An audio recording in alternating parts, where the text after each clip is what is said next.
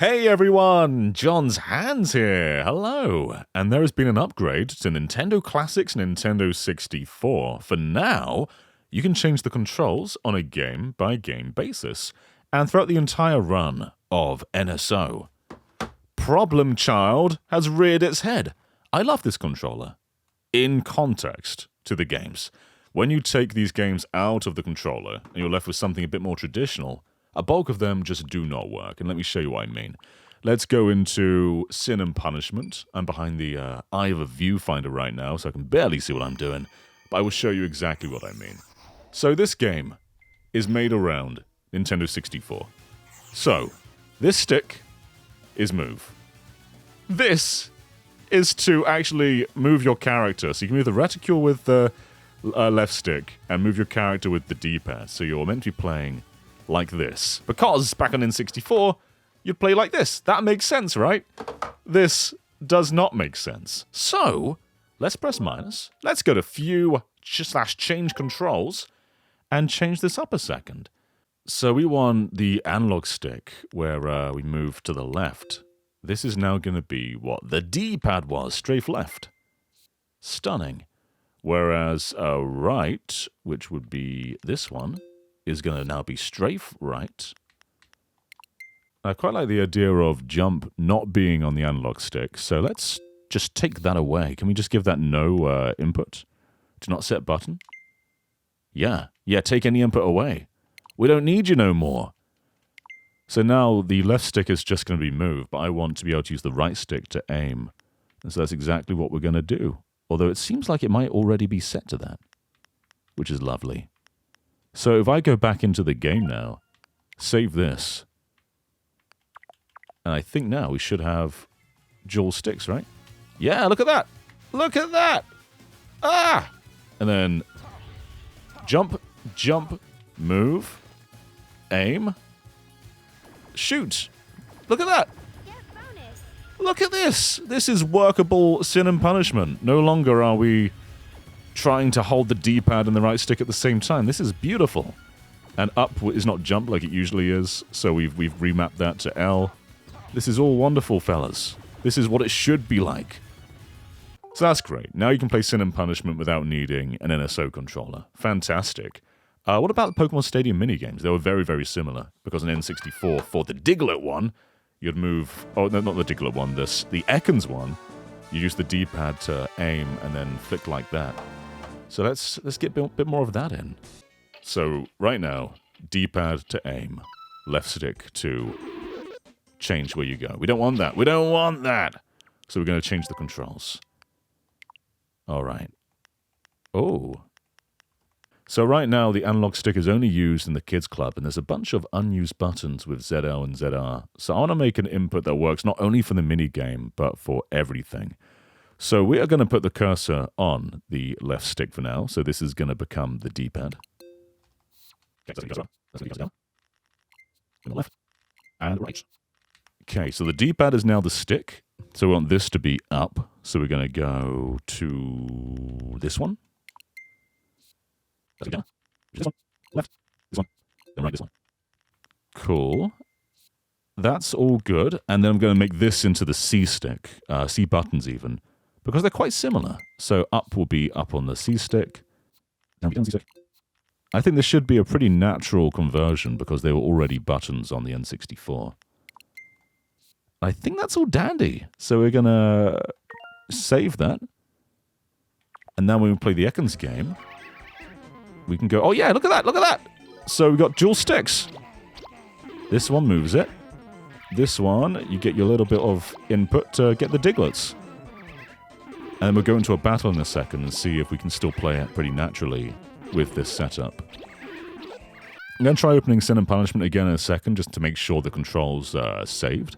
Because this is game-by-game basis, meaning you should be able to just go from game to game, maintain the controls you set without them being reordered. Cool. So I've set it so A and B, we'll choose those Pokemon, and then the C button should just be on the D-pad, which they are. Wonderful. And that's going to come in handy when it comes to selecting moves. It shouldn't be too different.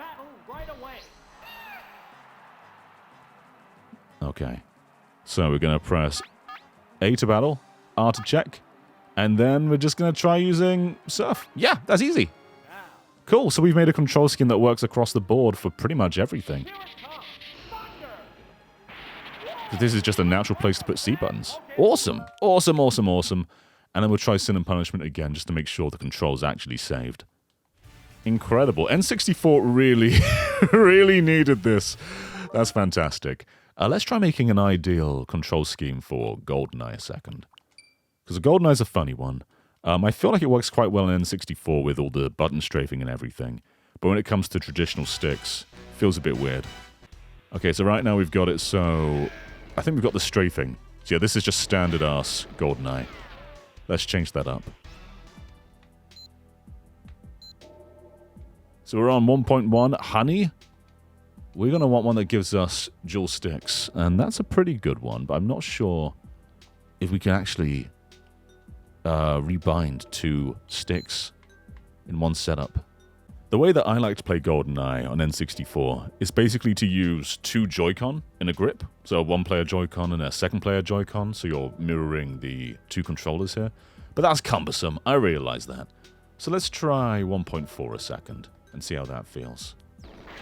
So 1.4, we got left sticks move, left sticks look around, right sticks to move, which isn't ideal, right? So let's swap those around real quick. So you can see one thing here, this menu is not changing when you change GoldenEye's control scheme. This is just the default 1.0, whatever it is, for moving. So that's not the most ideal.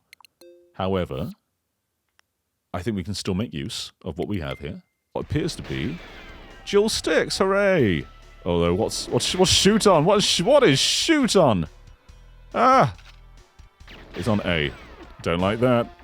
Okay, so I've made fire A. Says change weapon, even though it's not what it is, because the control scheme is different. And hopefully I can fire and move at the same time. Let's just change my weapon a sec. Yeah, there we go. So ZR is now shoot. This moves it in full analog aiming, but the movement is digital because it was set to what the C-stick or D-pad was. But we now have quite comfortable dual-stick GoldenEye controls. I still think using 2 different controllers in tandem is superior to this. There is a bit of clunk using the left stick as like a D-pad. But otherwise, pretty good. Now, what you may wonder is, does this work in multiplayer? Can you set the controls for 2 different people? Are you stuck with the same configuration? Let's figure it out, huh? Alright, so one thing to take into account is they do change the control style in multiplayer. So make sure you're both set to the same one. Beautiful. And we should be... Oh, hang on, though. Z. Ah, they are different, it seems. Okay. So if I go to view/change controls... Ah, they have different ones. Okay. So you'll have to rechange your controls depending on the player. I was wondering if it would be a global thing, but no, it is controller oriented. That's great. That's fantastic. So people can have different control schemes. So if you want to fiddle around, you can have the exact same control scheme as the other person, or it could be different. You can display the original buttons. I love that. Awesome. Ah, Mario 64, just as I remember it. The A buttons jump, the B buttons jump, the white...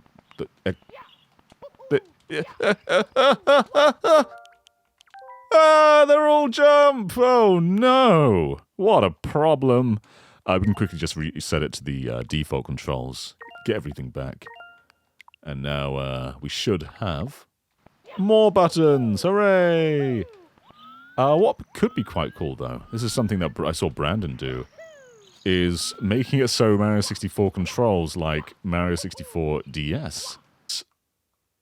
So on Mario 64 DS, B is jump. Let's copy that.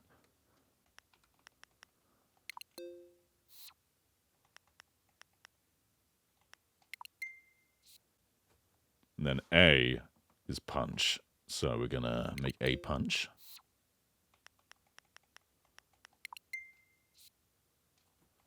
When it comes to camera control, you've got like reset on L, and R is crouch. So what's the best way to go about that? Alright, so we've changed things up a little bit. So this should be look right, and that should be look left. And I quite like that. So we got punch, jump.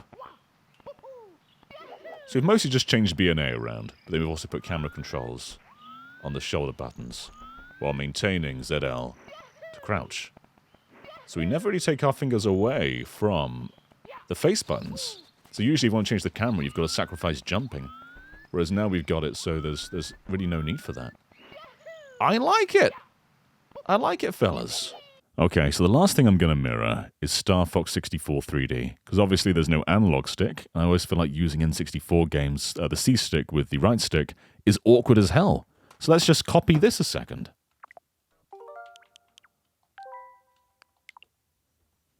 Alright, so this has it, so X is boost. A is laser, Y is bomb. Alright. And I think that's literally all we have. We do have change camera angle on the right stick. I'm also going to put laser on ZR, actually. So we're going to put this over here. So we're changing things up a little bit.